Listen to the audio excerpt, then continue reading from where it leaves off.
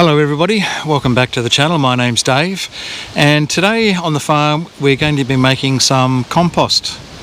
I have a pile of green grass clippings here, although it doesn't look all that green at the minute, but it is green underneath.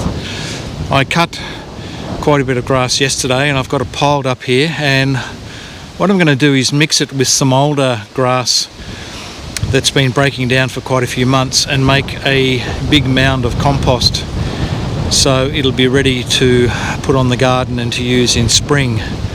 It's the first day of winter where I am in the Hunter Valley, Australia, 1st of June, and it is bloody freezing cold. There's a wind coming up from the south, there's snow on the Alps.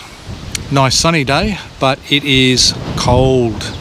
So I've got the mini digger out, which I'm going to use to turn my compost over. I've got a mud bucket on it. I wasn't too sure which one to put on it, but I wanted something that didn't have the teeth on the leading edge there. I didn't want to dig up the ground too much, so I'm thinking that'll be all right.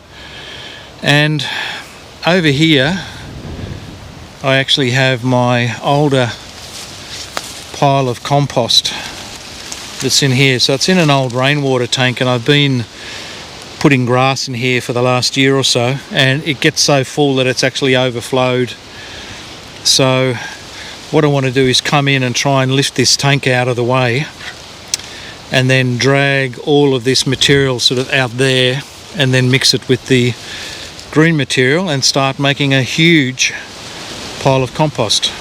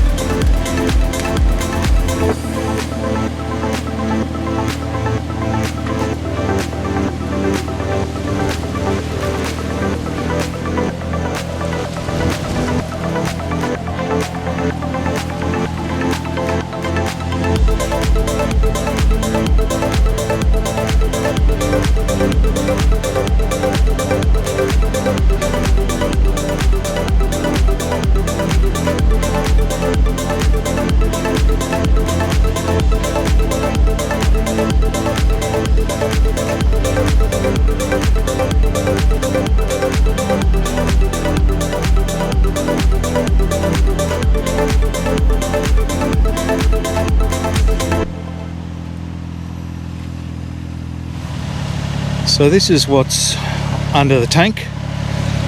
A lot of it's broken down already. You can see that there's the older material there, and then it's actually broken down into quite nice compost there already.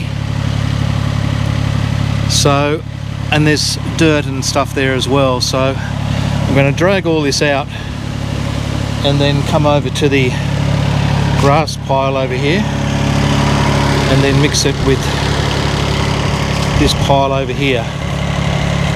Try and find a spot somewhere where I can sort of mix it all together.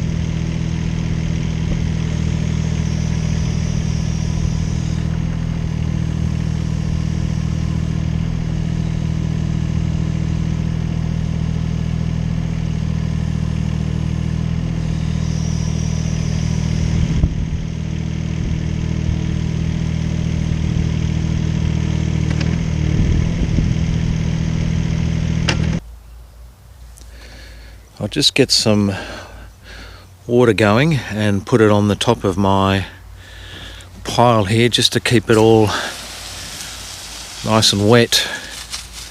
I'm not going to flood it out, but certainly this keeps the good bacteria alive that's already in there from the old compost and keeps the process going and breaking down the new green waste.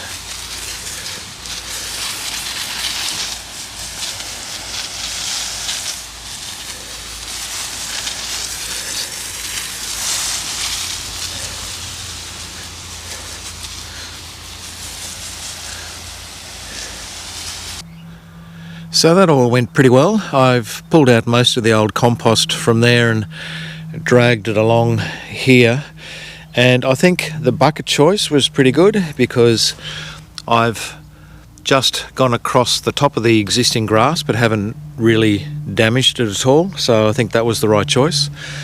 So I've ended up with a pile of mixed compost out here. So this is a mixture of the old compost that was in the old rainwater tank and some new material, and if we have a look at it, you can see that on the top here is a bit of the green waste, which is the grass I cut yesterday, and some of the older material. Most of this has been mixed through to a degree now, and you can still see that there's some leaf material in here, and some of the older compost has started to break down quite nicely already. So the plan for this is I did water it, and I'm going to leave this for a couple of days now, and then I'll come back and I'll probably shift it all across to this point here, turn it over and aerate it. And from what I've read in my research of making compost is you need 4 elements to make good compost. So you need dry matter or carbon matter, which in this case is the older dry material. You need a nitrogen component or green waste matter, which is the fresh green grass, which provides the nitrogen. You need air, obviously, so you need to keep turning the compost over, and you need water to keep all the good things that are growing in the compost growing.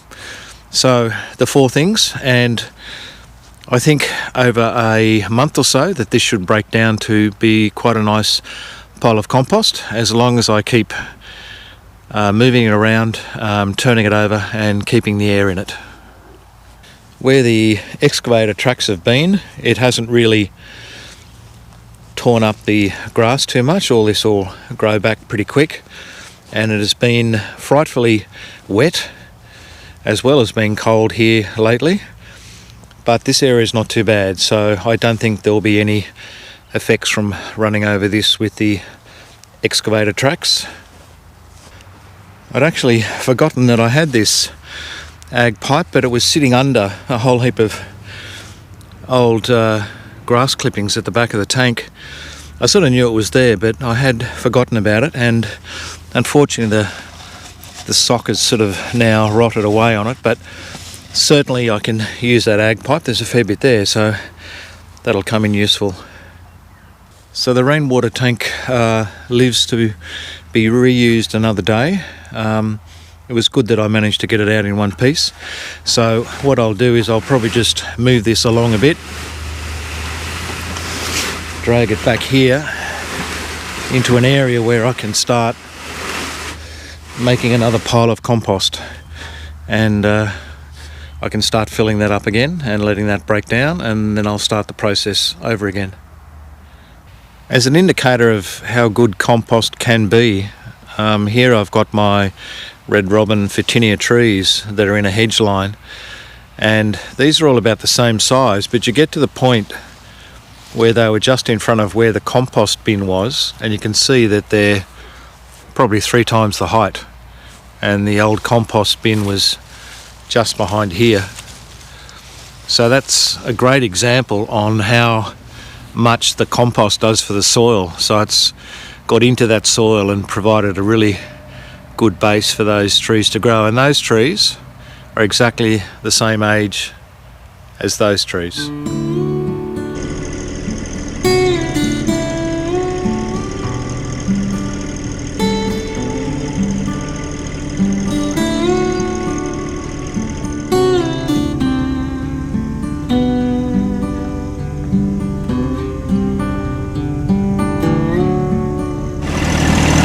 It's been a couple of days since I dragged my compost out and gave it the first water. I'm just heading over there now in the John Deere tractor, and we're going to turn the pile over, give it another water and see how it's going.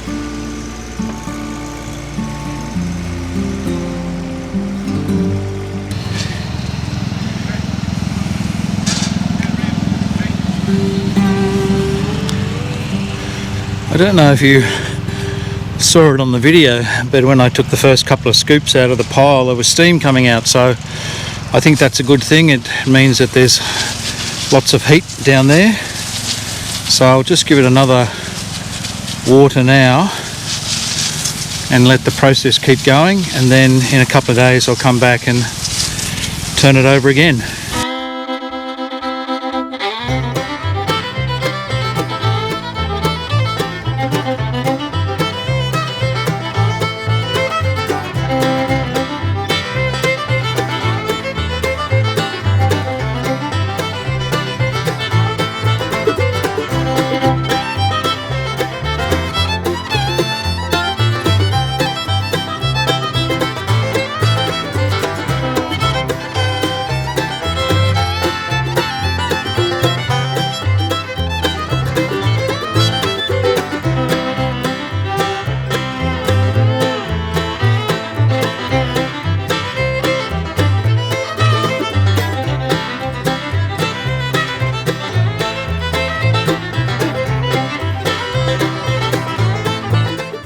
Right, so I've got my bin that I moved back into this position. I've just put a bit of grass in the bottom of there, and I'm just going to start the process again. So I've got green down there, and I've actually got a couple of bins of some dry leaves, so I'm going to pick those up and put some dry leaf matter in there as well. So that'll be our carbon element. I've got another bin here.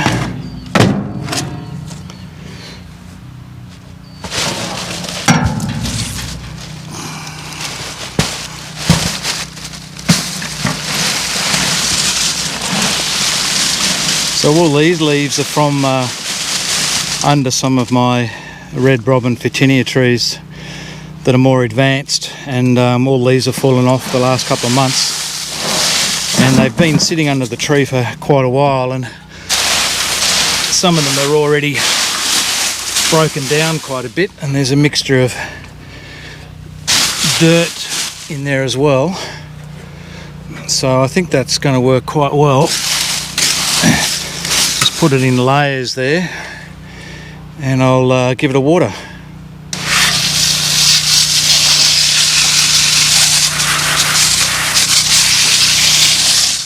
Just going to go over and turn the compost pile over again. It's now about the 11th of June, so the compost has been cooking away for 11 days. So I'll give it another turn.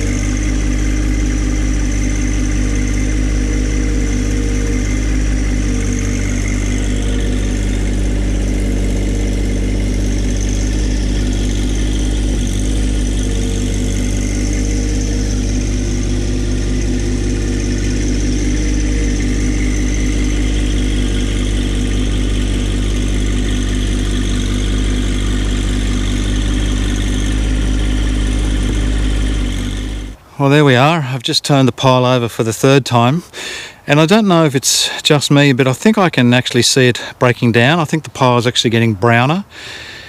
You tell me whether you think, watching this video, whether you've seen any change to the pile. There is still a lot of material that hasn't broken down yet, but when I did first break the pile open and have a look deep inside, I could see that it was quite well broken down. It was a nice deep brown black colour, so I'm quite happy with that. So once again, I'll just water it down to keep the process going, and I'm not going to, I don't think, keep showing turning the pile over. I think this video is probably getting long enough, so let's just say we'll come back in a couple of weeks or in a month's time when the process is a bit further along and we can revisit what the compost pile is doing. I'm a bit short for time for today. This is currently the long weekend in June. It's the Queen's birthday long weekend in Australia, and we've got family coming over for a bonfire and roasting some marshmallows, so I've got to get set up for that.